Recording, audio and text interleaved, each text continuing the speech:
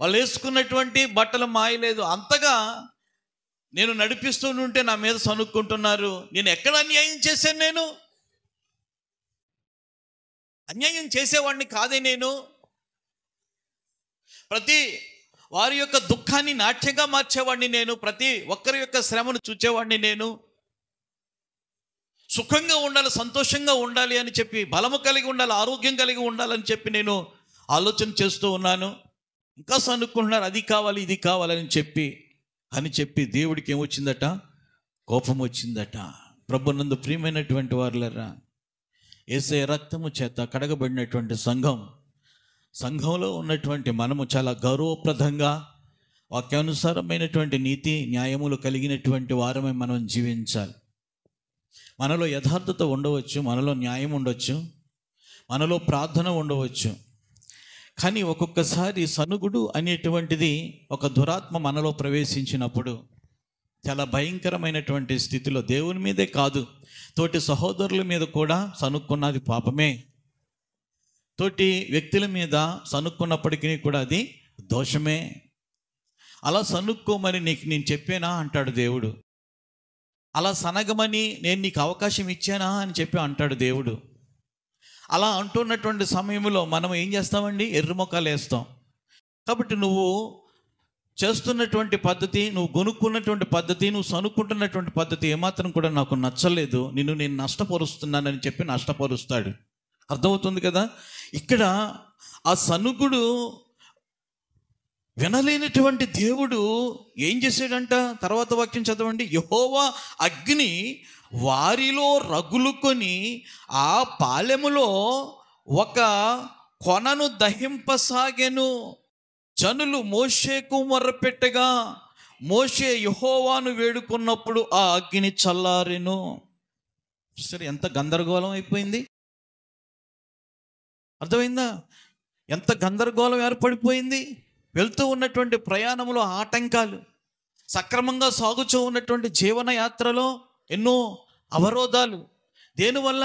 కేవలము ఎవరికి వినబడటం లేదులే, ఎవరికి కనబడటం లేదులే, మన గొడవ ఏదో మనం చెప్పుకుందాం అన్నట్లుగా. దేవుడు మనకు ఇస్తూ ఉన్నటువంటి వనరులను బట్టి, వసతులను బట్టి దేవుణ్ణి స్తుతించటానికి బదులుగా, చూడండి, అవకాశం ఉన్నదని చెప్పి, వినేవాళ్ళు ఉన్నారు అని చెప్పి వాళ్ళు ఏం చేస్తున్నారంటే సనుక్కున్నారు. ఎంతగా నష్టపోయారో ఒక్కసారి ఆలోచన చేయండి. ప్రియమైన సంగమా, దేవాది దేవునికి కోపం వస్తున్నప్పుడు మనము ఆ యొక్క కోపానికి తట్టుకోలేం. ఆ కోపానికి మనం ఎదురు నిలబడలేం. ఎంతగా నష్టపోతామో ఆ నష్టపోయే పరిస్థితి వస్తున్నటువంటి సమయంలో మనం అవగాహన చేసుకోవాలి. అందుకని క్షమించిన ఆయన, మనం వేడుకుంటున్నప్పుడు మన తండ్రి యొక్క సమక్షంలో లేకపోతే సన్నిధిలో మనం ఏమని చేస్తామంటే మనం అందరికీ పెట్టేవాళ్ళుగా ఉంటాము.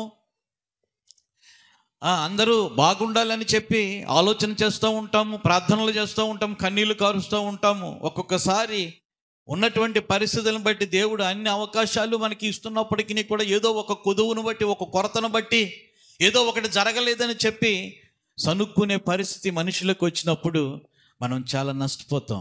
కుటుంబాలు నష్టపోయినటువంటివి ఉన్నాయి, సంఘాలు నష్టపోయినటువంటి వాటి ఉన్నాయి, దైవజనులు నష్టపోయినటువంటి వాళ్ళు ఉన్నారు. సనుగుడిని బట్టి ప్రభునందు ప్రియమైనటువంటి వారులారా, ఆఫ్టర్ మనము విశ్వాసులము. దేవుని వాక్యం సరిచేస్తుంది మనల్ని. సరిచేస్తున్నటువంటి సమయంలో అర్థమవుతుంది కదా, ఇంట్లో ఉన్నటువంటి పరిస్థితులను బట్టే కావచ్చు, సంఘంలో ఉన్నటువంటి పరిస్థితులను బట్టే కావచ్చు, లేకపోతే బంధువుల్లో ఉన్నటువంటి సమస్యలను బట్టే కావచ్చు. ఏదేమైనప్పటికీ కూడా దేవా నీకు స్తోత్రం, నీవు నన్ను ఇట్టి స్థితిలో ఉంచావంటే నీకు స్తోత్రము అని చెప్పి మనం బ్రతకాలి. దేవునికి స్తోత్రం, హల్లెలూయా. సనుగుడు అనేటువంటిది చాలా భయంకరమైనటువంటి జబ్బు. దేవుని యొక్క దృష్టిలో అది మహారోగం. అది దాన్ని చూసి సహించలేడు. నా బిడ్డలు భలే సనుక్కుంటున్నారులే, నాకు లేనటువంటి మహద్భాగ్యం నా పిల్లలు అనుభవిస్తున్నారని చెప్పి దేవుడు అనుకోడు. అర్థమైందా? మన పిల్లలే, మన యొక్క సంస్కృతి లేనప్పుడు, మన యొక్క భావన లేనప్పుడు, మన యొక్క పరిశుద్ధత ఆ పిల్లల్లో లేనప్పుడు వాళ్ళు బూతు మాటలు మాట్లాడుతున్నారు అనుకుందాం, మనం సంతోషిస్తామా చెప్పండి? వాళ్ళు తిట్లు తిడుతున్నారు అనుకుందాం, మనం సంతోషిస్తామా? వాళ్ళ పిల్లలను కుట్టుకుంటున్నారు అనుకుందాం, మనం సంతోషిస్తాం? మనం సంతోషించం కదా. అలాగునే పరిశుద్ధుడైనటువంటి దేవుడు తన యొక్క మార్గములో ఏమండి నడిపించుకుంటూ తన యొక్క రాజ్యంలో ఉంచుకోవటానికి ప్రయత్నం చేస్తూ ఉన్నప్పుడు అంత పరిశుద్ధుడైనటువంటి దేవుడి యొక్క సనుగుడిని ఏ విధంగా ఎన్నుకుంటాడండి, ఏ విధంగా చూస్తాడండి ఆయన? కాబట్టి సనుగుడు అనేటువంటిది లేకుండా మనం ఉండాలి. ఒకటి, మనం పరిశుద్ధులమై ఉన్నాము, దేవుడు తన యొక్క రక్తంలో కడిగాడు. సరే, మనం సనుక్కోకపోయిన ఇతరులను కూడా మనము, వాళ్ళు లోకస్తులు కదా, వాళ్ళ మీద సనుక్కుందాం అని చెప్పి సనుక్కుంటే అర్థమైందా? రకరకాలుగా ఉంటాయి. ఈ సనుగుడు అనేటువంటిది పెద్ద సబ్జెక్టు, అర్థమవుతుందా? పెద్ద సబ్జెక్టు. ఎవరో వెళ్తున్నటువంటి సమయంలో నీళ్లు పోసారు అనుకుందాం, ఏదో చూడకుండా నీళ్లు పోసారు అనుకుందాం. అటువంటి పరిస్థితుల్లో కూడా దేవుని పిల్లలుగా క్షమించిన ఆయన ఏదో చూడలేదేమో, అంతే. నేను వెళ్తున్నాను, మంచి బట్టలు కట్టుకుని వెళ్తున్నాను, అది వచ్చి అలా నీళ్ళు పోతుందా, దాన్ని బూడిదెత్తిపోయా, దాని కళ్ళు లోపలికి వెళ్ళిపోను, ఇవన్నీ సనుక్కుంటూ ఎందుకు వెళ్ళిపోవాలి? అర్థమైందా? ఒక్కొక్కసారి యాదృచ్ఛికంగా జరుగుతూ ఉంటాయి, కొన్ని కదా, యాదృచ్ఛికంగా జరుగుతూ ఉంటాయి. ఏదేమైనప్పటికీ కూడా సనుగుడు అనేటువంటిది మన దేహంలో, మన యొక్క హృదయంలో ఏమాత్రం కూడా ఉండకూడదు. దానిని బట్టి ఎవరికి కోపం వస్తుంది చెప్పండి? దాన్ని బట్టి ఎవరికి కోపం వస్తుంది? అదన్నమాట. ఎవరికి వస్తుంది? దేవునికి కోపం వస్తుంది. దేవునికి స్తోత్రం. రెండోది చూద్దాం. 1 రాజులు 13:21.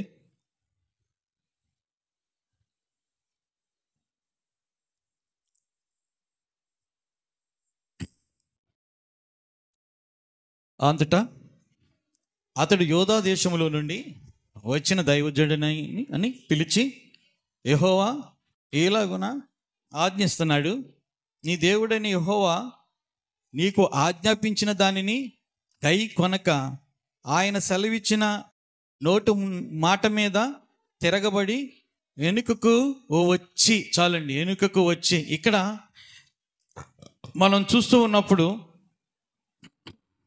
దేవుని యొక్క కోపము యోధా దేశము నుండి వచ్చినటువంటి ప్రవక్త మీదకు వచ్చింది. యోధా దేశము నుండి వచ్చినటువంటి ప్రవక్త మీదకు వచ్చింది. ఎవరి కోపము? దేవుని కోపము. ప్రవక్త అంటే ఎవరు? దేవుడు మనిషి. దేవుడు పంపించగా, దేవుడు వినిపించగా, దేవుడు మరి సరైనటువంటి రీతిలో నడు అని చెప్పి నడిపించగా, మరి దేవునికి లోబడినటువంటి వ్యక్తే ప్రవక్త. దేవుడు చెప్పినవన్నీ కూడా మనుషులకు చెప్పాలి. అది ప్రవక్త యొక్క ఉద్యోగం. కాబట్టి అటువంటి మంచి ప్రవక్త మరి యెరూషలేము పట్టణంలో యోధాలో ఉన్నాడు. ఆ యోధాలో ఉన్నటువంటి ప్రవక్తను దేవుడు ఏం చేశాడంటే బేతేలుకు పంపించాడు. బేతేల్లో యెరోబాము అనేటువంటి ఆయన ఉన్నాడు, ఒక రాజు. ఆ రాజు బలిపీఠాన్ని కట్టి ఏం చేస్తున్నాడు? ధూపం వేస్తున్నాడట. బలిపీఠము కట్టి ఎవరు వేయాలి? యాజకులు వేయాలి. కానీ ఏం చేస్తున్నాడు రాజు? ఏం చేస్తున్నాడు? వేసేస్తున్నాడు, ధూపం వేసేస్తున్నాడు, ధూపం వేసేస్తున్నాడు. అది దేవునికి నచ్చల. కట్టబడే స్థలంలో అది బలిపీఠము కట్టలేదు, అర్పించే విషయంలో సరైనటువంటి అర్పణ లేదు, చేయవలసినటువంటి పని చేయవలసినటువంటి ప్రవక్త కాకుండా రాజే చేస్తున్నాడు. ఈ విధంగా ఇశ్రాయేలీలు 10 గోత్రాల ప్రజలు ఏమైపోతున్నారంటే చెడిపోతున్నారు. అది చూచినటువంటి దేవుడు సహించలేకపోయాడు. అంచేత యూదా దేశము నుండి ఒక యువ ప్రవక్తను ఏం చేశాడంటే, ఒక యవ్వన ప్రవక్తను వెళ్ళి, నువ్వేం చేస్తావంటే ఆ బలిపీఠము కూలిపోవును గాక అని చెప్పి చెప్పించు అని చెప్పి ఆదేశించాడు దేవుడు. ఆ ఆజ్ఞ మేరకు వచ్చాడు. వచ్చిన తరువాత ఆయన 13వ అధ్యాయము కొన్ని వచనాలు చదువుతూ ఉన్నప్పుడు చూడండి, 4వ వచనము. బేతేలు నందున్న బలిపీఠమును గూర్చి ఆ దైవజనుడు ప్రకటించిన మాట రాజైన యెరోబాము విని, బలిపీఠం మీద నుండి తన చెయ్యి చాపి వానిని పట్టుకోండ్రా అని చెప్పగా అతడు చాపిన చెయ్యి ఎండిపోయాను. ఇలా చూడండి, ఎప్పుడైతే ఈ బేతేలుకు వచ్చి ఈ రాజు బలిపీఠం మీద ధూపం వేస్తూ ఉన్నప్పుడు యువ ప్రవక్త దగ్గరుండి చూచి ఏమంటున్నాడంటే, ఆ పీఠం పడిపోతుంది, ఆ పీఠము ముక్కలైపోతుంది, ఆ పీఠం మీద ఉన్నటువంటి పొడంతా కూడా ఏమైపోతుంది, బూడిదంతా కూడా రాలిపోతుంది అని చెప్పి రాజు ధూపం వేస్తున్నప్పుడు గట్టిగా అన్నాడంట. గట్టిగా అంటే మరి అది రాజుకి వినిపించింది. మరి రాజు ఒక పని చేస్తున్నప్పుడు సైనికులు వస్తూ ఉంటారు, సామాన్య ప్రజలు వెళ్తూ ఉంటారు. అలాగా వాళ్ళ కింద ఉన్నారు, ఈయనేమో పైనుండి ధూపం వేస్తున్నటువంటి సమయంలో ఆ బలిపీఠము పడిపోవునుగాక, దాని మీద ఉన్నటువంటి బుగ్గి బద్దలైపోవునుగాక అని చెప్పి ఆ ప్రవక్త దేవుని యొక్క మాటలను ఉచ్చరించి పలుకుతున్నటువంటి సమయంలో రాజు విని ఏం చేశాడో తెలుసా? ఆ దగ్గర ఉన్నటువంటి, రే అన్ని పట్టుకోండిరా, ఎన్నాళ్ళ నుంచి నేను ఈ పని చేయటం లేదు, ఎప్పుడూ లేనటువంటిది, ఎంత స్ట్రాంగ్గా కట్టారు, ఇది పగిలిపోవటం ఏంటి బొత్తిగాను, అన్ని పట్టుకోండిరా అంటున్నటువంటి సమయంలో చెయ్యి చాపినటువంటి చెయ్యిలాగే ఉండిపోయిందంట, ఎండిపోయిందంట. ఏమైపోయింది? ఎండిపోయింది. ఎవరిని పట్టుకోమని చెయ్యి చాపాడు? ప్రవక్తను పట్టుకోమని. ఏ ప్రవక్త? ప్రవచిస్తూ ఉన్నటువంటి ప్రవక్త. ఏ ప్రవచనము? దేవుని యొక్క ప్రవచనము. అర్థమైందా? దేవుని యొక్క ప్రవచనము. ఎందుకు వచ్చింది కోపము? 10 గోత్రాలకు సంబంధించినటువంటి ఇశ్రాయేలు ప్రజలను తప్పుడుగా నడిపిస్తూ ఉన్నాడు, తప్పుడు మార్గంలో నడిపిస్తూ ఉన్నాడు. ఇదే అసలైనటువంటి ఉన్నతమైనటువంటి స్థలము, ఇదే ఉన్నతమైనటువంటి బలిపీఠము అని చెప్పి అక్కడ ఏం చేస్తున్నాడంటే విగ్రహార్పితం చేస్తూ ఉన్నాడు. అది దేవునికి నచ్చలేదు. అయితే ఈ యొక్క ప్రవక్తను పంపిస్తున్నప్పుడు, నువ్వు వెళ్తున్నావు కానీ నువ్వు అక్కడ ఎవరు పిలిచినా వెళ్ళకు, ఎవరింట్లోనూ నువ్వు భోజనం చేయకు, నువ్వు తిరిగి వచ్చే అన్నాడు. అంతే. అర్థమైందా? నువ్వు తిరిగి వచ్చే. ఇక్కడ జరిగినటువంటి మరి పరిస్థితి అంతా కూడాను, ఆ యొక్క ప్రాంతంలో ఒక ముసలి ప్రవక్త ఉన్నాడంట. ఆ ప్రవక్త దగ్గర కొడుకులు ఉన్నారు, బిడ్డలు ఉన్నారు. ఆ పరిస్థితి అంతా చూస్తున్నారు. నాన్న ఒక ప్రవక్త గారు వచ్చారు, యోధా దేశం అంట అయింది, నేను పరిచయం చేసుకున్నాను. ఆయన ఇలాగ అన్నాడు, డాడీ రాజు చెయ్యి ఎండిపోయింది. మళ్ళా రాజు ఆ ప్రవక్తనే బ్రతిమలాడాడు. మళ్ళీ ఆ ప్రవక్త ప్రార్థన చేశాడు, ఆ చెయ్యి వచ్చేసింది. అయ్యి బాబు, అందరూ చూశారు. ఎంత ప్రార్థన పరుడో, ఎంత స్వస్థత వరం ఉందో. చిన్న వయసు డాడీ, నువ్వు కూడా ప్రార్థన చేస్తున్నప్పుడు అటువంటి జరిగినట్లుగా మాకు తెలీదు. కానీ అతను అలాగ అనగానే ఆ రాజు కూడా నిర్ఘాంతపోయాడు. ఆ రాజు కూడా ఆయన్ని సన్మానించాలి, ఘనపరచాలి అని చెప్పి ఇంటికి రమ్మన్నాడు. అప్పుడు ఆయన ఏ మాట చెప్పాడో తెలుసా? అసలు ఎక్కడ ఏది తినకూడదు, ముట్టుకోకూడదు, తాకూడదు అని చెప్పి నా దేవుడు ఆదేశించాడు. నువ్వు ఎంత ఇస్తే ఏంటి, నీ దగ్గరే పెట్టుకో, నేను వెళ్ళిపోతున్నానని చెప్పేసి వెళ్ళిపోతున్నాడో డాడీ, మేము చూసాం. అప్పుడు ఆ ముసలి ప్రవక్త అన్నాడట, ఏ దారి గుండగా వెళ్తున్నాడు, ఆయన ఎక్కడికి వెళ్తాడు అని చెప్పేసి అడిగితే, పలానా చోట ఆయన ఉంటాడు డాడీ, అయితేలే నేను కూడా వెళ్తాను, తీసుకుని వస్తానని చెప్పేసి ఈ యొక్క ముసలి ప్రవక్త వెళ్తాడన్నమాట. వెళ్ళి పరిచయం చేసుకుంటాడు. ప్రభు స్తోత్రం, ప్రైజ్ లార్డ్, నేను ప్రవక్తనే ఇక్కడ బేతేల్లో, మీరు కూడా వచ్చారంట, ఈ యొక్క పరిస్థితి జరిగింది, ఇటువంటి అద్భుత కార్యం చేశాడంట, మీలో దేవుడు ఉన్నాడు, దేవుని యొక్క ఆత్మ ఉంది. మరి అంత గొప్పగా వాడబడుతున్నటువంటి మీరు ఇక్కడ ఒక ప్రవక్త నేనున్నానని చెప్పి నా ఇంటికి వచ్చి నాకు వందనాలు చెప్పి నేను ఇచ్చినటువంటి ఆతిథ్యం స్వీకరించి వెళ్ళాలి కదా, అది మర్యాద కదా అని చెప్పేసి అడుగుతున్నప్పుడు ఆ యువ ప్రవక్త అన్నాడట, నీ ఇంట్లో కూడా నేనేమీ తినకూడదు, అది దేవుని యొక్క కట్టడ అనేసరికి, పిచ్చోళ్ళలాగా ఉన్నవే, నువ్వు సేవిస్తున్నటువంటి దేవుడు నేను సేవిస్తున్నటువంటి దేవుడు ఒకడే కదా, నీతో మాట్లాడినటువంటి వాడు నాతో కూడా మాట్లాడాడు, అలా పంపించేస్తావా ఆయన్ని, నీ ఇంట్లో భోజనం పెట్టి పంపించు అని చెప్పి నాతో చెప్పాడు, ఇప్పుడు రావా అనేసరికి, అలా అన్నాడా అని చెప్పి వచ్చి భోజనం చేసి, చూసారా, అలా చెప్పగానే వచ్చేసాడు అంతే భోజనానికి. అది అబద్ధమా నిజమా? దేవుడు నాతో చెప్పాడు కదా వెళ్ళొద్దని, మరలా ఆ మాట నాకే చెప్పాలి కదా, ఈయనకెందుకు చెప్పాలి అని ఆలోచన చేయలేదు. భోజనం చేస్తూ ఉండగా మళ్ళీ దేవుని యొక్క ఆత్మ గద్దించింది, నేను చెయ్యొద్దు అన్నటువంటి పని నువ్వు చేసావు కాబట్టి దారిలో సింహం చంపేస్తుంది నిన్ను అన్నాడు. అంతే. అర్థమైందా? సామాన్య విశ్వాసులకైన మీకే, విశ్వాసులైనటువంటి మీకు ఒకటే, మాకు ఒకటే. దేవుడు ఇక్కడ మనం చూస్తూ ఉన్నటువంటి సమయంలో, ఈ యొక్క వాక్యాన్ని మనం పరిశీలన చేస్తున్నటువంటి సమయంలో, ఆజ్ఞాపించలేనిది చేయకూడదు, అంతే. అర్థమైందా? దేవుడు ఆజ్ఞాపించలేనటువంటిది ఎవరైనా సరే చేయకూడదు. అక్కడ ఆగిపోవాలంతే. లేకపోతే దాని గురించి మనం ప్రార్థన చేయాలి. బిలాం ఏం చేశాడు? బిలాంతో దేవుడు అన్నాడు, బిలాం అడిగాడు, నేను వెళ్ళనా వెళ్ళొద్దా, రమ్మంటున్నాడు నాయన అనేసరికి నువ్వు వెళ్ళొద్దా అన్నాడు. మరలా వచ్చి వాళ్ళు ఇశ్రాయేలును శపించడం, నువ్వు రా నువ్వు రా నువ్వు రా, నీకు ఎంతైనా ఇస్తాడు రాజు అని చెప్పి ఒక రకమైనటువంటి కంటికి ఇంపైనటువంటివి, హృదయానికి ఇంపైనటువంటివి అక్కడ మాటలు, అక్కడ చేతలు చేసి చూపించినప్పుడు ఏమైపోయిందంటే దానికి ఆశపడి ఏం చేశాడు? మరలా ప్రార్థన చేస్తాడు. ఒకసారి చెప్పినటువంటి దేవుడు మళ్ళీ రెండోసారి వెళ్ళమని అంటాడా? అలా చెప్పడు. మాట మార్చుకునే దేవుడు కాదైనా. ఆయనకి మొత్తం చరిత్ర అంతా కూడా తెలుసు, మన చరిత్ర అంతా కూడా తెలుసు. ఎప్పుడు ఎలాగా ఆయన మనల్ని వాడుకుంటాడో అలాగే మనం వాడబడాలి. మన యొక్క ఆలోచనను బట్టి నడవకూడదు. ఇక్కడ యువ ప్రవక్త ఏం చేశాడు అంటే నాకు చెప్పినటువంటి దేవుడు ఇక్కడ సేవ చేస్తున్నటువంటి ప్రవక్తకు చెప్పాడేమో అని చెప్పి భోజనం చేస్తున్నటువంటి సమయంలో చూడండి ఎంత భయంకరమైనటువంటిదో. దారిలో నువ్వు చచ్చిపోతావురా అని చెప్పి దేవుడు హెచ్చరించాడు. చేతులు కడుక్కుని దారిని వెళ్ళిపోతుంటే సింహం ఏం చేసింది? సింహం చంపేసింది. గాడిద మీద వెళ్ళిపోతున్నటువంటి సమయంలో సింహం ఏం చేసింది? చంపేసింది. గాడిదని ఏమీ చేయలా. మరలా ఈ అద్భుతమైనటువంటి కార్యము ఆయన ప్రార్థన చేస్తూ ఉండగా, ఆయన ప్రవచనం ఎత్తుచూ ఉండగా ఆ యొక్క రాజు యొక్క చెయ్యి ఎండిపోయిందే.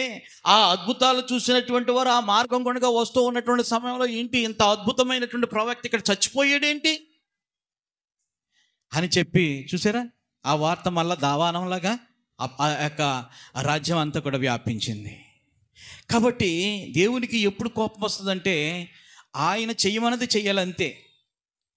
ఆయన ఆజ్ఞాపించినటువంటిది చేసినట్లయితే మనం ఏమైపోతూ ఉంటాం? కొన్ని సందర్భాలలో మనం చూస్తూ ఉన్నప్పుడు దేవుని యొక్క వాక్యానుసారంగా లేనటువంటి పద్ధతులు కూడా కొన్ని పెళ్లి సందర్భాలలో మనం చేస్తూ ఉంటాం. మనం విడిచిపెట్టేసి మళ్ళీ తెచ్చుకుంటూ ఉన్నాం. మనం దేవుడు వద్దు అన్నటువంటివి మనము విడిచిపెట్టేసి మరలా మనం ఏం చేస్తున్నాం? తెచ్చుకొని ఏదో వాళ్ళు చేసుకున్నారు వీళ్ళు చేసుకున్నారు అని చెప్పి మళ్ళీ ఆ పద్ధతులనే మనం ఏం చేస్తున్నామంటే ఆజ్ఞాపించినటువంటివి మనము తెచ్చుకొని దేవుని యొక్క హృదయాన్ని ఏం చేస్తున్నాం? గాయపరుస్తున్నాం, బాధ పెడుతున్నాం. అందుకనే కొన్ని శోధనలు ఏమవుతున్నాయంటే మన యొక్క కుటుంబాల్లో తాండవిస్తూ ఉన్నాయి. అంచేతే ప్రతి క్షణము కూడా న్యాయమైనది నా పట్ల జరిగించిన అయినా, నీకు కానిది ఏదైనా చేసినట్లయితే నన్ను క్షమించిన అయినా అని చెప్పి మనము ప్రార్థన చేయాలి. 2 సమూయేలు గ్రంథం చూడండి, 2 సమూయేలు 6:7, 6వ అధ్యాయం 7వ వచనం. కానీ మంచి నిలవండి.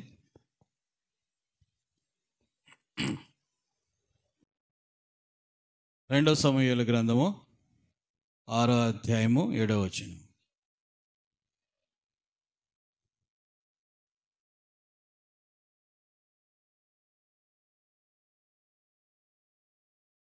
చెప్పండి. యెహోవా కోపము ఉజ్జా మీద రగులుకొనెను.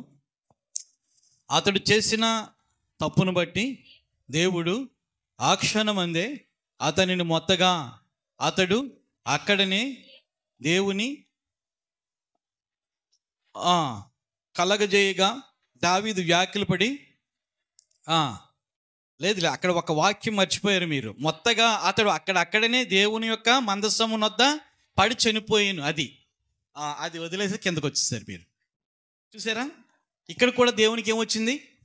కోపం వచ్చింది. పోనీ వీళ్ళు ఏమన్నా తప్పుడు పని చేస్తున్నారా? దేవుని యొక్క మందసాన్ని ఏం చేస్తున్నారు? చాలా ఉజ్జీవంగా, చాలా సంతోషంగా, అర్థమవుతుంది కదా, చాలా సంభరముతో, చాలా సంతోషముతో వాళ్ళు ఏం చేస్తున్నారంటే కొత్త బండి మీద ఎక్కించుకుని వస్తూ ఉన్నారు. ఇదంతా కూడా ఎవరి ఆధ్వర్యంలో జరుగుతుంది? భక్తిపరుడై ఉన్న దావీదు గారి యొక్క ఆధ్వర్యంలో జరుగుతుంది. పోనీ దావీదు గారు అసమర్థుడా? దావీదు గారు చేతకనివాడా? దావీదు గారికి దేవుని యొక్క ప్రణాళిక తెలియదా? అన్నీ తెలుసు. కానీ ఇక్కడ ఏమిటంటే బండి ఒరుగుపోతూ ఉన్నటువంటి సమయంలో చేతులు వేయకూడదు. మనుషులు మందసం మీద చేతులు వేయకూడదు. అంత పరిశుద్ధం అది. అర్థమైందా? అది తీసుకుని వస్తున్నటువంటి సమయంలో బండి ఒరిగిపోయింది. అక్కడ దారి సరిగా లేనటువంటి కారణంగా బండి ఒరిగిపోయింది. ఒరిగిపోతుంటే ఇది కూడా కొంతగా జారింది. జారితే ఆ నడుపుతూ ఉన్నటువంటి మనిషి ఏం చేశాడంటే దాన్ని జారిపోతుందని పట్టుకున్నాడంటే వెంటనే తగులడిపోయాడు.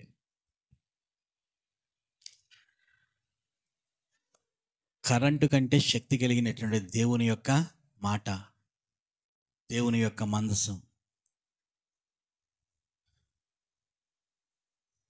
ఇప్పుడు ఈ గల్లా పెట్టి చేయమని నేను ఇక్కడ రాము అనేటువంటి ఆయనకి చెప్పాను. నేను మేస్త్రి గారికి, పాస్టర్ గారు ఒక గల్లా పెట్టి చెయ్యాలి అంటే అది సామాన్యమైనటువంటి పని కాదు. మేము ఏదైనా దేవాలయాల్లో చేస్తూ ఉన్నప్పుడు తెల్లవారుజామున లెగుస్తాం మేము అది చేయటానికి. మరలా బట్టలతో కాదు, ఇది అంగస్త్రం తొడుక్కుని అంగస్త్రం ధరించుకుని మరలా దాన్ని చేస్తాం. మేము ఉమ్ము కూడా మింగం. ఆ రోజు ఎంత పని అయితే అంత పనే చేస్తాం, అంత నిష్టగా చెయ్యాలి. అంచేత మీ మందిరంలో ఉన్నటువంటి దాన్ని నేను చెయ్యను బాబు అని చెప్పేసి చేతులు ఎత్తేసాడు. అప్పుడు ప్రసాద్ చేశాడు, ఈతకొట్ట ప్రసాద్ చేసాడు ఈ యొక్క మన హుండీని, కానుకలు పెట్టిని. అన్యులే అంత నిష్టగా దానిని చేస్తూ ఉన్నటువంటి సమయంలో మరి ఇది మందసం అండి. ఇది ఎంత గొప్ప అద్భుతమైనటువంటి రీతిలో దీనిని దేవుడు నిర్మించమన్నాడు, ఎంత నిష్టగా నిర్మించమన్నాడు. ఇది పరిశుద్ధ స్థలం, అతి పరిశుద్ధ స్థలము. అంచేత ప్రధాన యాజకులు మాత్రం ఉండాలి అక్కడ. అర్థమైందా? కాబట్టి ఈ యొక్క మందసం ఒక సందర్భంలో ఒక చోట ఉండిపోయింది. అయితే దానిని దావీదు అక్కడి నుండి తేవాలని చెప్పి ప్రోత్సహించినప్పుడు బలమైనటువంటి శూరులు ఎంతమంది అటండి, ఇశ్రాయేలులో 30,000 మంది శూరులను సమకూర్చాడంట. 6వ అధ్యాయం మొట్టమొదటి వచనములో. ఇది చాలా అద్భుతమైనటువంటి సంబరం. ఇది మనము మోసుకుని రావాలి. అదైనా కొత్త బండి మీద అన్ని బాగానే ఉన్నాయి, కానీ అది ఒరుగుతున్నటువంటి సమయంలో ముట్టుకున్నాడట, తాకాడట. దేవుని యొక్క సన్నిధిలో రక్షించబడినటువంటి మనము దేవుడు ఆజ్ఞల ప్రకారంగానే మనం ఏం చేయాలంటే జీవించాలి. కొన్ని సొంత నిర్ణయాలు తీసుకుని చాలామంది ఏమైపోయారంటే నష్టపోయారండి. ఆదాము వాళ్ళు నష్టపోయారు సొంత నిర్ణయాలు తీసుకుని. అర్థమైందా? కయ్యను సొంత నిర్ణయం తీసుకుని ఏమైపోయాడు, నష్టపోయాడు. దావీదు గారు సొంత నిర్ణయం తీసుకుని ఏమైపోయాడు, నష్టపోయాడు. సొలొమోను సొంత నిర్ణయం తీసుకుని అంత గొప్పవాడై ఉన్నప్పటికీ నష్టపోయాడు. ఇశ్రాయేలు ప్రజలు ఎన్నో అద్భుత కార్యాలు చూసినప్పటికీ కూడా దూడబొమ్మను చేసుకోవటంలో సొంత నిర్ణయం తీసుకుని ఏమైపోయారు, వాళ్ళు నష్టపోయారు. క్రొత్త నిబంధనకు వస్తే అననీయ సప్ఫీరాలు ఏం చేశారు, సొంత నిర్ణయం తీసుకుని నష్టపోయారు. వాళ్ళు ప్రాణాలతో లేరు. ప్రభునందు ప్రియమైనటువంటి వారు లేరా, నీకు వస్తున్నటువంటి బలహీనత వెనకాల ఏముందో ఒకసారి ఆలోచన చేసుకో. నీకు వచ్చుచున్నటువంటి అనారోగ్యం వెనకాల నువ్వు చేసినటువంటి పని ఏంటో నువ్వు తెలుసుకో. నీ ఇంట్లో కలతలు, కలవరాలు, గొడవలు, గోల అసలు దేనివల్ల వస్తుందో, నువ్వు చేసినటువంటి పని ఏమిటో, దేవుని యొక్క ఆజ్ఞానుసారంగా నడుస్తున్నావో లేదో ఒక్కసారి నువ్వు పరిశీలన చేసుకో. ఇక్కడ మనం చూస్తూ ఉన్నప్పుడు యెహోవా కోపము ఉచ్చ మీద రగులుకొనెను, అతడు చేసిన తప్పును బట్టి దేవుడు ఆ క్షణమందే అతనిని మొత్తగా ఎంతో వేడుకగా చేసుకోవాలని అనుకున్నారు. కానీ ఏమైపోయింది, వేడుకంతా కూడాను ఏడుపైపోయింది. వేడుక ఏమైపోయింది, ఏడుపైపోయింది. చాలా సంతోషంగా చేసుకోవాలనుకుంటారు పెళ్ళిళ్ళు, కానీ దేవుని యొక్క చిత్తానుసారంగా కాకుండా సొంత నిర్ణయాలతో చేసుకుంటున్నప్పుడు పెడాకులు అయిపోతున్నాయి. అర్థమవుతున్నాయా? దేవుని యొక్క నిర్ణయాన్ని, లేకపోతే దేవుని యొక్క చట్టాన్ని, లేకపోతే దేవుని యొక్క ఆజ్ఞలను మనము సరిగా అర్థం చేసుకోలేక మనల్ని ప్రేమించి ఆయన యొక్క ఆజ్ఞల్లో నడిపించుకోవాలని చెప్పి ఆలోచన చేస్తున్నటువంటి దేవునికి మనం ఏం చేస్తున్నామంటే కోపాన్ని తెప్పిస్తూ ఉన్నాం, మన చేతలను బట్టి, మన క్రియలను బట్టి. అందుకనే ప్రతి క్షణము కూడా నువ్వు నిర్ణయించినటువంటి దానిని నేను హద్దు మీరానేమో, నువ్వు పెట్టినటువంటి హద్దు నేను మీరానేమో, నువ్వు ఇచ్చినటువంటి కట్టడం నేను మీరానేమో. ఒక్కసారి మనం ఏం చేయాలి? క్షమించిన ఆయన. దేవునికి స్తోత్రం, హల్లెలూయా. ఇక్కడ ఎందుకు వచ్చింది కోపం? చూడండి, సనుక్కుంటే కోపం వచ్చింది. తరువాత చెప్పండి, సనుక్కుంటే కోపం వచ్చింది. ఇక్కడ సొంత నిర్ణయాలు తీసుకుంటే దేవునికి కోపం వచ్చింది. ఇలా కొన్ని పరిస్థితులను బట్టి జీవము గల దేవుడు మన దేవుడు, చచ్చిపోయినటువంటి దేవుడు కాదు. చచ్చిపోయినటువంటి దేవుడు అయితే మనం ఎన్ని చేసుకున్నా పర్వాలే, అర్థమైందా? వాళ్ళు పట్టించుకోరు ఇంకా. కానీ జీవమున్న దేవుడు మన దేవుడు. చచ్చిపోయాడని చెప్పి మనం ఏం చేస్తున్నామంటే మన యొక్క సొంత నిర్ణయాలు తీసుకొని మనం నడుస్తూ ఉన్నాం. బిలాము నష్టపోవడానికి గల కారణం సొంత నిర్ణయమే తీసుకున్నాడు. ఆదామావులు సొంత నిర్ణయమే తీసుకున్నారు. నష్టపోయింది ఎవరు? ఆదామావులే. కయ్యను సొంత నిర్ణయమే తీసుకున్నాడు. నష్టపోయింది ఎవరు? ప్రభునందు ప్రియమైనటువంటి వారులారా, మన నష్టానికి దేవుడు కారణం కదా, మనమే. మన అనారోగ్యానికి దేవుడు కాదు కారణం, మనమే. గౌరవించవలసినటువంటి వాక్యాన్ని, గౌరవించవలసినటువంటి దైవజనుని, గౌరవించవలసినటువంటి దేవుని యొక్క మందిరాన్ని, గౌరవించవలసినటువంటి దేవుని యొక్క స్థానాన్ని మనము అగౌరవపరిచినట్లయితే వచ్చేది ఎవరికి కోపము? దేవునికి.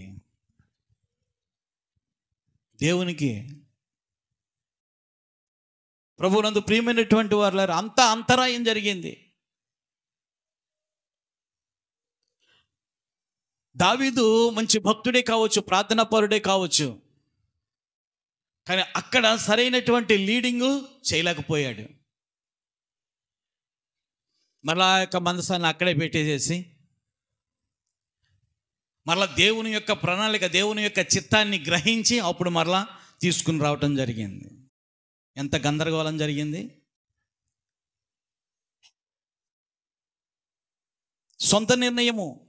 కానా అనేటువంటి విందులో వాళ్ళు ఏం చేశారో తెలుసా? సొంత నిర్ణయం తీసుకున్నారు. పిలిచినటువంటి ప్రభువుకు పెద్దపీట వెయ్యాలి, పిలిచినటువంటి ప్రభువును వదిలేశారు.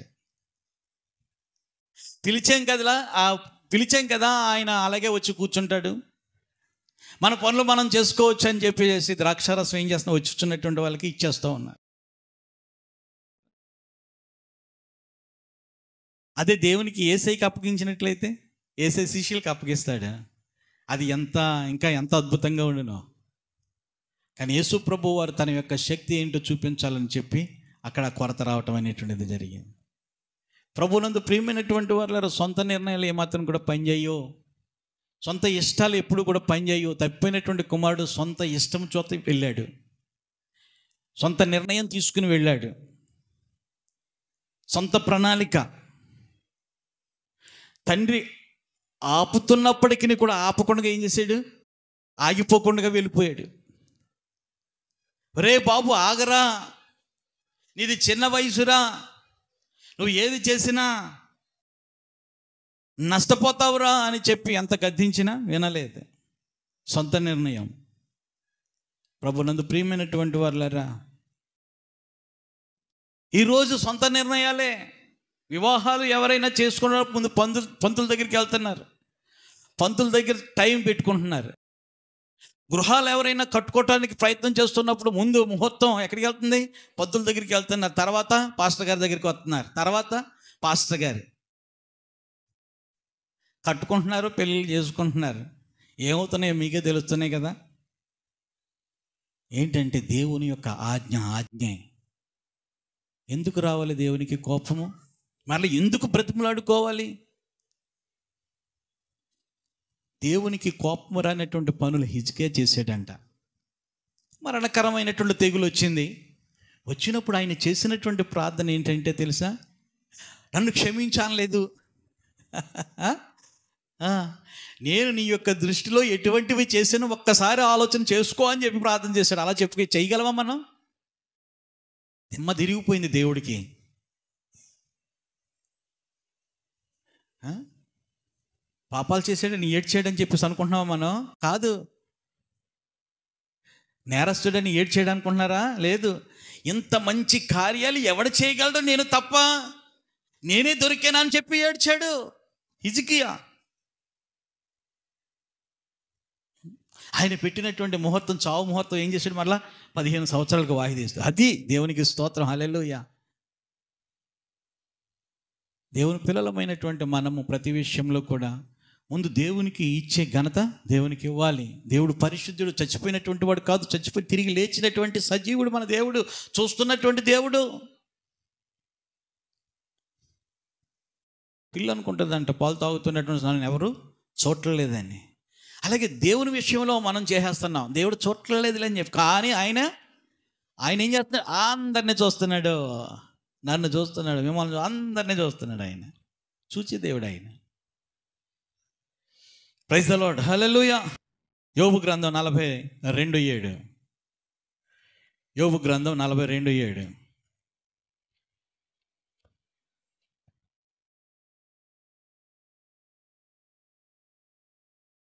యెహోవా యోబుతో ఆ మాటలు పలికిన తరువాత ఆయన తేమానీయుడైన ఎలీఫజుతో ఇలా సెలవిస్తూ ఉన్నాడు, నా సేవకుడైనటువంటి యోబు పలికినట్లు మీరు నన్ను గూర్చి యుక్తమైనది పలకలేదు గనుక నా కోపము నీ మీదను నీ ఇద్దరు స్నేహితుల మీదను మండుచు ఉన్నది. దేవుని పిల్లలమైనటువంటి మన గురించి యుక్తముగా ఎవరైతే మాట్లాడలేదో దేవుడు వెంటనే కేర్ తీసుకుంటాడట. అర్థమైందా? శ్రమలో నుండి వచ్చారు, బాధలో నుండి వచ్చారు, కష్టంలో నుండి వచ్చారు. అందరూ నిందిస్తుండగా కూడా వాళ్ళు ఏం చేశారు? రక్షణ పొంది ఈ వాక్యంలో ఎదుగుతూ ఉన్నారు. మీరు నా పిల్లల మీద నిందేస్తారా?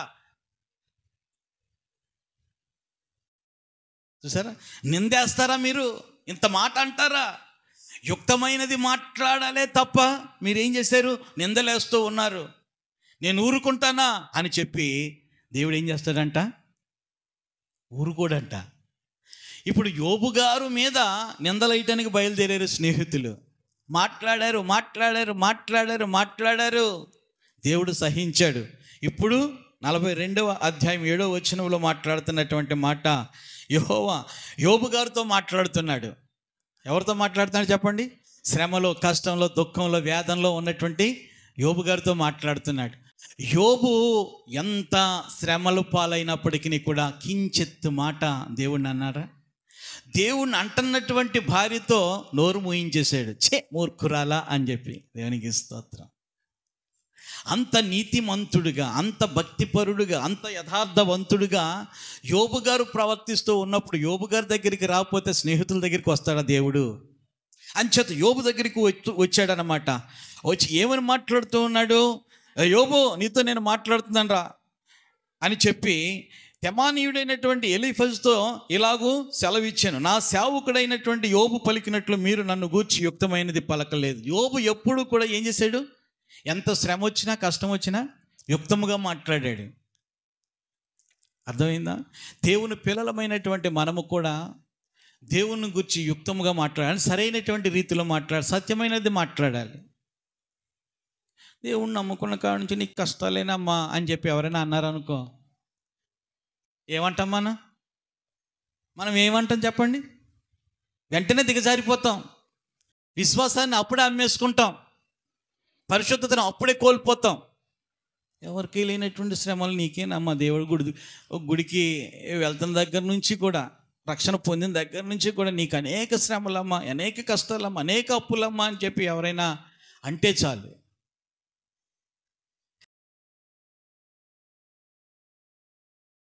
ఇంతమంది పిల్లల్ని కన్నావురా, ఒకే రోజులో చనిపోయారు. అసలు దేవుడు ఇలా ఎందుకు చేస్తాడు? అసలు దేవుడికి ఇంత కోపం ఎందుకు రావాలి అని చెప్పి యోబుతో మాట్లాడుతున్నప్పుడు ఏమన్నాడు తెలుసా?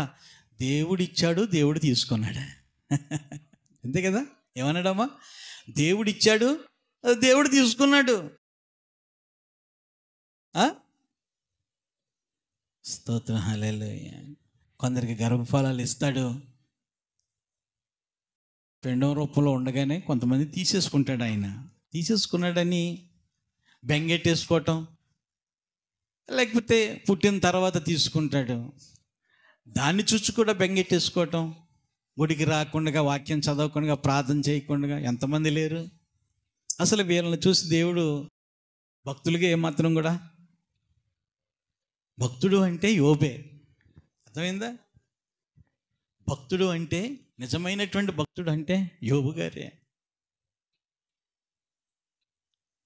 శోధించబడుతున్నప్పటికీ కూడా కించెత్తే మాట దేవుడిని అనకుండగా, ఒకవేళ దేవుడిని అన్నప్పటికీ కూడా నోరు మోయించి, అర్థమైందా? అంత పరిశుద్ధత కాపాడుకున్నటువంటి యోబు, యుక్తమైనది మీరు పలకలేదు కనుక నా కోపము నీ మీద, నీ ఇద్దరు స్నేహితుల మీదను మండుచు ఉన్నది. నా కోపము నీ మీదను, నీ ఇద్దరు స్నేహితుల మీదను మండుచు ఉన్నది. యుక్తమైనటువంటిది మాట్లాడలేదు. దేవునికి స్తోత్రం, హల్లెలూయా.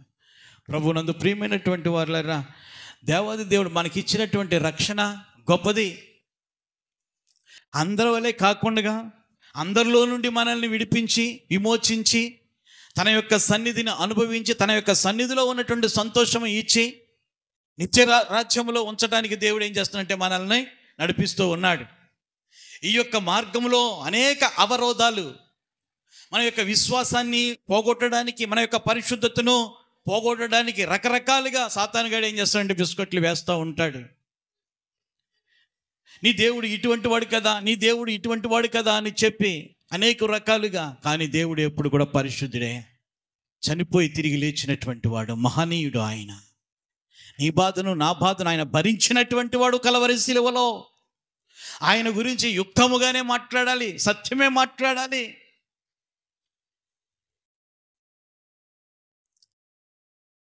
ఏం చేతనంటే మనకు వచ్చుచో ఉన్నటువంటి కష్టాలు, లేకపోతే మనకు వచ్చుచో ఉన్నటువంటి ఇబ్బందులు, కొన్ని పరిస్థితులలో ఆయన యొక్క ఆజ్ఞను మీరడం వల్ల. సంఖ్యాకాండం చూడండి, 12వ అధ్యాయం 9వ వచనం.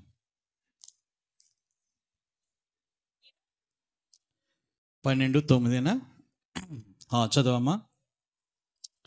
యెహోవా కోపము వారి మీద రగులు కొనగా ఆయన వెళ్ళిపోయిన. చాలండి. ఇక్కడ ఒక విషయం, మోషే గారు తనకు ఇష్టమైనటువంటి అమ్మాయిని వివాహం చేసుకున్నాడు కదా. ఇష్టమైనటువంటి అమ్మాయిని వివాహం చేసుకున్నాడు. ఇష్టమైంది దేవునికి చెప్తే నీకు ఇష్టం కాదు, నీకు ఇష్టమైంది కాబట్టి నువ్వు కూడా చేసుకోరా, నువ్వు చేసుకో, పర్వాలేదని చెప్పి దేవుడు కూడా అన్నాడేమో, అంటే దేవుని కూడా ఇష్టమైందేమో.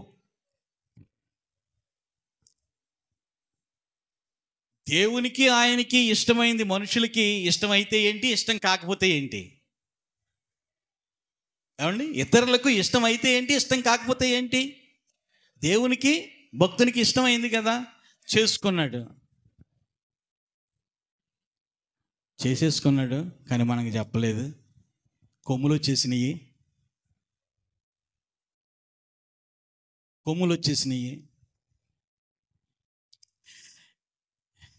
మన వల్లే కదా సేవ పెరుగుతా. మనం లేకపోతే సేవ ఏమైనా ఉండునా? మనం లేకపోతే సంఘం ఏమైనా ఉండునా? 10 మంది వందనాలు చెప్తున్నారంటే మన మర్యాదను బట్టే కదా అని చెప్పి ఎవరు చెప్పారు? మిరియాము, అహరోన్లు ఏమైపోయారు? రెచ్చిపోయారు కదా. అవమానపరిచారట, విరోధముగా మాట్లాడారట. సేవకునికి విరోధముగా మాట్లాడితే, యోబుకి విరోధముగా మాట్లాడితే దేవుడు ఊరుకున్నాడా? ఇక్కడ సేవకుని విరోధముగా మాట్లాడుతూ, మోషే గారికి విరోధముగా మాట్లాడుతూ ఉన్నటువంటి వారి మీదకి బంధువులను చూడలేదు దేవుడు, రక్త సంబంధులను చూడలేదు, తోబుట్టువులను చూడలేదు. వాళ్ళు చక్కగా ఆరాధన చేస్తున్నారు కదా, పెద్దవాళ్ళు కదా అని చెప్పి చూడలేదు. పంచాయతీ పెట్టి ఏం చేశాడంతే దేవుడు. ఏం చేయించాడు? పంచాయతీ పెట్టించేసాడు. మోషే, మైకంగా జీవిస్తున్నావురా నువ్వు, ఎంత లేసు మాటలు అంటున్నారో తెలుసా? మీ వాళ్ళు విరోధముగా మాట్లాడుతున్నారు. కోపం వచ్చింది. నేను చెప్పినట్టు నువ్వు పంచాయతీ పెట్టి పరిష్కరించుకో. దేవునికి స్తోత్రం, హల్లెలూయా. ప్రభునందు ప్రియమైనటువంటి వారులారా, విరోధముగా నచ్చనటువంటివి ఏం చేతనంటే, ఒక సేవకుడు దేవుణ్ణి అడిగి దేవుని యొక్క సన్నిధిలో ప్రార్థన చేసి దేవుని యొక్క ప్రణాళికను, దేవుని యొక్క చిత్తాన్ని గ్రహించి ఏం చేస్తాడంటే సంఘాన్ని నడిపిస్తాడు. అది తన యొక్క కార్యాలు చేసుకుంటూ ఉంటాడు. అర్థమైందా? కానీ ఇక్కడ విరోధముగా వాళ్ళు ఏం చేస్తున్నారంటే మాట్లాడుకుంటూ ఉన్నారు. వీళ్ళ చక్కగా మాట్లాడుకోవటం మళ్ళీ సంఘం వింటుంది. వాళ్ళు 10 చెవులు వేస్తున్నారు. ఎలాగా, ఏంటక్క, ఏంటి, ఏం జరిగింది, ఏంటక్క అంటే, నా తమ్ముడు ఆడి తమ వచ్చినట్టు చేసేసుకున్నాడు పెళ్ళి. అది ఏమన్నా బాగుందా? నల్లగా ఉంది, కాకి రంగు. మా అన్నయ్య చూడు ఎలాగున్నాడో, మా తమ్ముడు చూడు ఎలాగున్నాడో. ప్రభునందు ప్రియమైనటువంటి వారులారా, దేవుని యొక్క సేవకుడు దేవుని యొక్క చిత్తాన్ని బట్టి నడిచిపోతూ ఉన్నటువంటి సమయంలో దేవుని యొక్క అనుగ్రహానికి పాత్రులై వాళ్ళు జీవిస్తారు. వాళ్ళకి ఎవరైనా అడ్డు తగిలినా, అడ్డుపడినా దేవుడు ఏమాత్రం కూడా ఊరుకోడు. అంచేతే మనము ఇతరుల పట్ల ఏ విధంగా మాట్లాడుతూ ఉన్నాం? వాళ్ళు చెడు మీకు కలిగించారా, లేకపోతే వాళ్ళకు విరోధముగా మీ పట్ల వ్యవహరించారా? మీరు మాట్లాడడానికి గల కారణం అది ఆలోచన చేయాలి. ఎవరి గురించైనా మనం మాట్లాడుతున్నటువంటి సమయంలో వాళ్ళు దేవుడు ఏర్పాటు చేసుకున్నటువంటి ఏర్పాట్లో కనుక ఉన్నట్లయితే, ఆ ఏర్పాటు చేయబడినటువంటి వారి పట్ల మనం విరోధముగా మాట్లాడితే మన తోలు తీసేస్తాడు దేవుడు. ఆయన నీతి న్యాయములు కలిగినటువంటి దేవుడు. దేవునికి స్తోత్రం, హల్లెలూయా. 1 రాజులు 16వ అధ్యాయము 2వ వచనం. 1 రాజులు 16:2. నేను నిన్ను మంటిలో నుండి తీసి హెచ్చింపజేసి ఇశ్రాయేలు వారును నా జనుల మీద నిన్ను అధికారినిగా చేశాను. అయినను యెరోబాము ప్రవర్తించిన ప్రకారముగా నీవు ప్రవర్తిస్తూ ఇశ్రాయేలు వారు నా జనులు పాపము చేయుటకు కారకుడవైతివి. చూడండి, కారకుడవైతివి. వారి పాపముల చేత నాకు కోపము పుట్టించి ఉన్నావు. ఇక్కడ యెహూ అనేటువంటి రాజు కొరకు వచ్చినటువంటి ప్రవచనం ఇది. ఏం చేతనంటే, ఇశ్రాయేలీలు సౌలు రాజు, దావీదు రాజు, సొలొమోను రాజు, ఈ యొక్క రాజులు ప్రవర్తించినటువంటి కాలంలో, పరిపాలన చేసినటువంటి కాలంలో చక్కగా జీవించారు, చక్కగా ఆరాధన చేశారు, చక్కగా గుడికి వెళ్ళేవారు, చక్కగా ధర్మశాస్త్రం చదివేవారు, చక్కగా ఉండేవారు. సొలొమోను తర్వాత వచ్చినటువంటి 2 కొడుకులు కూడా ఏం చేశారు? రెహబాము, యెరోబాము కూడాను అటు బెన్యామీను యూదా గోత్రానికి సంబంధించినటువంటి యూదా వాళ్ళను, ఇటు ఇశ్రాయేలు 10 గోత్రాలను ఏలుబడి చేస్తున్నటువంటి యెరోబాము కూడా ఏం చేశారంటే అన్యుల కంటే ఇంకా వ్యతిరేకముగా పాపము చేయటానికి, నా ప్రజలు పాపము చేయటానికి కారకులయ్యారు. నువ్వు కూడా అలా తయారవుతున్నావు అని చెప్పి యెహోవా మీద కోపగించాడంట. ఇక్కడ కారణం ఏంటంటే, ఇక్కడ క్లుప్తంగా చెప్పాలంటే, పాపము చేయటానికి ఎవరైతే కారకులు అవుతున్నారో, దేవుని యొక్క సన్నిధికి వెళ్ళకుండా ఎవరైతే ఆపుతున్నారో, దేవుని వాక్యం చదవకుండా ఎవరైతే అడ్డు తగులుతున్నారో, వ్యక్తిగతంగా నువ్వు ప్రార్థన చేస్తూ ఉన్నప్పుడు ప్రార్థన చేయకుండా ఎవరైతే అడ్డు తగులుతూ ఉన్నారో, వీళ్ళందరినీ గురించి దేవునికి కోపం వస్తుందట. అంటే పరిశుద్ధతకు అడ్డు తగులుతూ ఉన్నటువంటి వాళ్ళు ఎవరైనా సరే, పరిశుద్ధుడై ఉన్నటువంటి దేవుని యొక్క సన్నిధిలో పరిశుద్ధముగా ఆరాధన చేయడానికి అడ్డు తగులుతున్నటువంటి వాళ్ళు ఎవరైనా సరే, దేవుడు ఊరుకోడు. వాళ్ళ మీదకి ఏమొస్తుంది? కోపం వస్తుంది. ఆయన కోపం వస్తుంది. మనం ప్రార్థన చేయనవసరం లేదు. నాకు ఇలా అడ్డు తగులుతున్నాడు, లేకపోతే ఇలా అడ్డు తగులుతుంది నా అత్తగారు, ఇలా అడ్డు తగులుతుంది నా కోడలు, లేకపోతే ఇలా అడ్డు తగులుతున్న నా భర్త, ఇలా అడ్డు తగులుతున్న పలానా వాళ్ళని చెప్పేసి మనం ప్రార్థన చేయనవసరం లేదు. నీ యొక్క ప్రార్థన స్వచ్ఛమైనదైతే, నీ యొక్క ప్రార్థన యథార్థమైనదైతే, నీ యొక్క భక్తి పరిశుద్ధమైనదైతే, నీకు అడ్డు తగులుతూ ఉన్నటువంటి వారి యొక్క జాబితా దేవుని దగ్గరికి వెళ్ళిపోయింది. ఇంత ఆయన చూచుచున్నటువంటి దేవుడు. ఆమె అర్థమైందా? ఆయన చూచుచున్నటువంటి దేవుడు. అంచేత ఇక్కడ పాపము చేయుటకు కారకులు ఎవరైతే ఉన్నారో వాళ్ళని బ్రతకనివ్వడు దేవుడు. అర్థమైందా? వాళ్ళని బ్రతకనివ్వడు. వాళ్ళ యొక్క రాజ్యాలను తీసేస్తాడు. వాళ్ళ యొక్క కుటుంబాలను ఏం చేస్తాడంటే అగ్నికి ఆహుతి చేస్తాడు. ప్రభునందు ప్రియమైనటువంటి వాళ్ళారా, చూస్తూ ఉన్నటువంటి దేవుడు అయితే సొదొమ గొమొర్రా ప్రాంతాలనే ఉంచును. వాళ్ళు ఎవరితో పాపం చేయటానికి ఇష్టపడి వాళ్ళు సంబరాలు చేసుకున్నారో తెలుసా? దేవుని యొక్క దూతలతో. అర్థమైందా? దేవుని యొక్క దూతలతో. వాళ్ళు దూతలని తెలియదు కానీ ఆ లోతు గారి ఇంటికి వచ్చినటువంటి వారితో పాపము చేయటానికి వాళ్ళు ఏం చేశారు? కారకులయ్యారు. అంచేత ఆ పాపమును చూచినటువంటి దేవుడు వీళ్ళను గనక ఇలాగే ఉంచేసినట్లయితే ఇదే సంస్కృతి మొత్తం లోకమంతా కూడా ఏమైపోతుంది? పాకిపోతుంది, నాశనం అయిపోతారు, లేనిపోని జబ్బులు వస్తాయి. ఈ యొక్క సంస్కృతి కలిగినటువంటి ఈ యొక్క ప్రాంతాన్ని, మనుషుల్ని ఉంచకూడదని ఏం చేశాడు? దహించేశాడు. అంతే. అంత కోపం ఆయనకి. ఆ కోపం వచ్చేటట్లుగా ఎవరైతే ప్రదర్శిస్తారో వాళ్ళు నష్టపోతారు. అర్థమైందా? వాళ్ళు నష్టపోతారు. దినవృత్తాంతాలు 33 చూడండి. రెండో దినవృత్తాంతాలు 33:6. 33:6 రాసుకునే వాళ్ళు రాసుకోవచ్చు. ఇవన్నీ కూడా దేవునికి కోపం వచ్చే పరిస్థితులు. బెన్హిన్నోములోయందు అతడు తన కుమారులను అగ్నిగుండములో దాటించి ముహూర్తములను విచారించుచు మంత్రములను చిల్లింగితనమును వాడుకగా చేసే కర్ణపిచాచాత్మలతోనూ సోదెగాండ్రతోనూ సాంగత్యము చేస్తూ యెహోవా దృష్టికి బహుగా చెడు నడత నడుచుచు ఆయనకు కోపము. ఆయనకు అసలే కోపమే రాదు ఆయన పిల్లలంటే. ఏం చేతనంటే మనమందరము కూడా ఆయన పోలికగా చేయబడి ఉన్నటువంటి వాళ్ళం.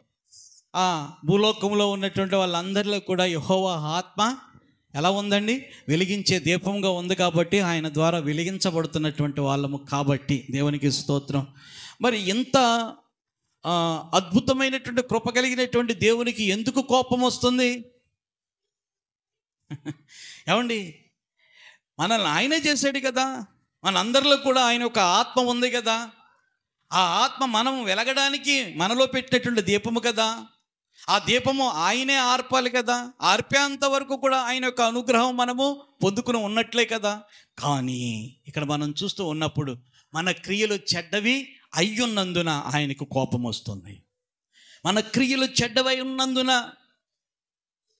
యెహోవా ఆత్మ మనలో ఉన్నది అన్నటువంటి భావన మరిచిపోయి, యెహోవా అనుగ్రహం వలన, సృష్టించినటువంటి సృష్టికర్త వారి యొక్క అనుగ్రహం వలన మనము బ్రతుకుతున్నాము అనేటువంటి ఆలోచన మరిచిపోయి, దేవుడు మన పాపముల కోసము సిలువ యాగమై ఆయన మరణించాడు, మన కొరకు బాధను అనుభవించాడు, మనం పడవలసినటువంటి శిక్ష యావత్తు కూడా ఆయన భరించాడు, అయ్యో మనకు రక్షణ ఇచ్చాడు అనేటువంటి రక్షణ ప్రణాళికను తొంగలోకి తొక్కి మన ఇష్టానుసారమైనటువంటి ముహూర్తాలు, ఏదైనా దెయ్యాలు పట్టుకున్నప్పుడు ప్రార్థన చేయవలసినటువంటిది ఎక్కడికి వెళ్తున్నా? రక్షరేఖలకి కనుక వెళ్ళినట్లయితే ఆయన కోపము వాళ్ళ మీదకు వస్తుందట. అది అర్థమైందా? పిల్లలు పుట్టినప్పుడు ఏడుస్తూ ఉన్నప్పుడు ఇలాగంట దిష్టి తిత్తారు కదా, అవన్నీ కూడా దీంట్లో ఉన్నాయి. అగ్నిగుండం దాటించటం అంటే అదే దిష్టి తీసే పరిస్థితి. పిల్లలకు వ్యాధులు వస్తున్నప్పుడు ఏదో బాలగ్రహ అని చెప్పేసి తాయితులకు వస్తాయి, ఎక్కడికి వెళ్తారు కదా, అదే ఇది. మన యొక్క స్థితి బాగోలేనప్పుడు దేవుని యొక్క సన్నిధిలో ఉపవాసం ఉండి కన్నీళ్లు కార్చి ప్రార్థన చేస్తూ ఉన్నప్పుడు ప్రార్థన ఆలకించే దేవునికి మొరపెట్టక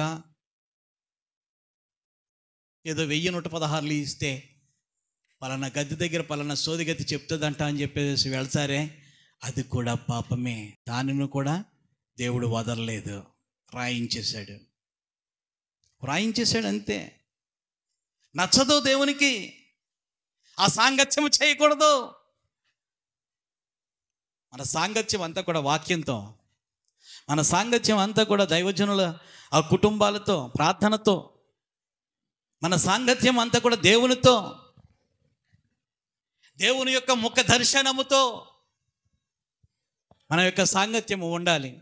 లోకంలో నుండి వచ్చాం, పాపములో నుండి వచ్చాం, మనము శాపములో నుండి వచ్చాం, దుఃఖములో నుండి దేవుడు ఏం చేశాడంటే విడిపించి సత్యములోనికి నడిపించాడు.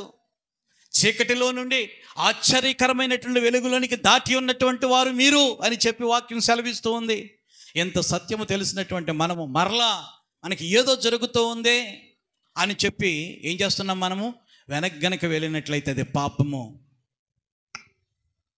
కొంచెంతో నష్టం ఉండదు, అది చాలా భారీగా నష్టపోతాం. ఒక్కసారి ఆలోచన చేయండి, ఒక్కసారి ఆలోచన చేయండి. ఇటు దైవజనులు కావాలి, అటు లోకంలో ఉన్నటువంటి శక్తులు కావాలంటే ఎట్లాగండి సాంగత్యం? యెహోషువ గారు అంటున్నారు, నేను నా ఇంటి వారు దేవుణ్ణి సేవిస్తాం, మీరు ఎవరిని సేవించుకుంటారో పోండి. అంత గట్టిగా ఆయన ఏం చేశాడంటే వార్నింగ్ ఇచ్చాడు. ప్రభునందు ప్రియమైనటువంటి వారులారా, దేవుడు గొప్పవాడు. రోమీయులు రాసినటువంటి పత్రిక 1వ అధ్యాయము 18వ వచనం. రోమీయులు రాసినటువంటి పత్రిక 1వ అధ్యాయం 18వ వచనం. దుర్నీతి చేత సత్యమును అడ్డగించు మనుషుల యొక్క సమస్త భక్తిహీనత మీదను దుర్నీతి మీదను దేవుని కోపము పరలోకములో నుండి బయలుపరచబడుచు ఉన్నది. కాబట్టి ప్రభునందు ప్రియమైనటువంటి వారులారా, సత్యవాక్కును మనం చదువుతూ ఉన్నప్పుడు, లేక వింటూ ఉన్నప్పుడు, లేక బోధిస్తూ ఉన్నప్పుడు, లేక దీనిని మనము ఆచరిస్తూ ఉన్నటువంటి సమయంలో లోకంలో ఉన్నది కాస్తంత మన హృదయంలోనికి, మన యొక్క సంఘములోనికి, మన యొక్క గృహములోనికి, మన యొక్క కుటుంబంలోనికి, మన యొక్క ఇంటిలోనికి వచ్చి ఏలుబడి కనుక చేసినట్లయితే దేవుని యొక్క కోపం ఎక్కడి నుండి వస్తుందంట? పరలోకములో నుండి వస్తుందంట. ఎక్కడి నుండి వస్తుంది? అసలు మనం ఎక్కడ ఉండవలసినటువంటి వాళ్ళం? మనము పరలోకంలో ఉండవలసినటువంటి వాళ్ళం. మనము పరలోకంలో ఉన్నటువంటి దేవుని దగ్గర ఉండవలసినటువంటి వాళ్ళం. అక్కడి నుండే కోపం వస్తే మనం ఎక్కడికి పోతాము? ఎక్కడికి పోతాం చెప్పండి? కాబట్టి దేవునికి కోపము వచ్చే పరిస్థితులు ఉన్నాయి. కాబట్టే నేను పాపిని, అర్థమైందా?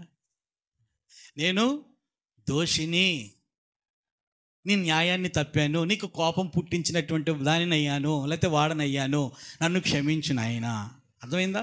అంచేతే క్షమించమనేటువంటి మన ప్రార్థనలో ప్రతిసారి కూడా నీ వాక్యాన్ని నేను మీరేనేమో నాయనా, నీవు ఇచ్చినటువంటి చట్టాన్ని నేను మీరేనేమో నాయనా, నువ్వు చేయవలసినటువంటి ప్రార్థన నేను చేయలేదేమో నాయనా, నువ్వు ఉండమన్నటువంటి రీతిలో నేను ఉండలేదేమో నాయనా, నన్ను క్షమించు నాయనా అని చెప్పి ఎందుకు వేడుకోవాలో తెలుసా? అర్థమైందా? ఎందుకు వేడుకోవాలి? దేవునికి కోపం మనము పుట్టించి మనం నష్టపోతున్నాము కాబట్టి, మన పరిస్థితులు తారుమారైపోతున్నాయి కాబట్టి, మనల్ని ఎలా చూడాలని దేవుడు అనుకున్నాడు? తలగా చూడాలని కోరుకుంటున్నాడు. మనం ఏమైపోతున్నాం? తోకలుగా మారిపోతున్నాం. అన్నీ నష్టపోతున్నాం మనం. వ్యాపారాలు నష్టపోతున్నాం మనం, ఆరోగ్యాలు నష్టపోతున్నాం మనం. అర్థమైందా? అన్నీ కూడా నష్టపోతున్నాం మనం. నష్టపోయే పిల్లలుగా దేవుడు మనల్ని ఉంచాలని ఆయన కోరిక లేదు. అందరికీ పెట్టేవారిగా ఉండాలి, తలగా ఉండాలని చెప్పి ఆయన కోరిక. అంటే ఇన్ని కోపాల మధ్య మనం ఏమైపోతున్నాం అంటే నలిగిపోయి, పతనం అయిపోయి, క్షీణించిపోతున్నాం అన్నమాట. అందుకనే దేవుని యొక్క భక్తులైనటువంటి వారు దావీదు గారు కానీ, లేక మిగతా భక్తులు వాళ్ళు ఏడ్చారండి. ఏడ్చి నేను చేసినటువంటి పాపం, నేను చేసినటువంటి దోషం క్షమించిన ఆయన, తిరిగి నన్ను పునరుద్ధరించు సత్యమందు, నన్ను పునరుద్ధరించు పరిశుద్ధత యందు, నన్ను పునరుద్ధరించు ప్రార్థన యందు అని చెప్పి వాళ్ళు ఏడ్చి క్షమాపణ పొందుకున్నారు. దేవుని అనుగ్రహానికి పాత్రులయ్యారు. ఒకవేళ ఏమైనా తప్పిదం ఉంటే క్షమించమని దేవుని సన్నిధిలో వేడుకుందాం.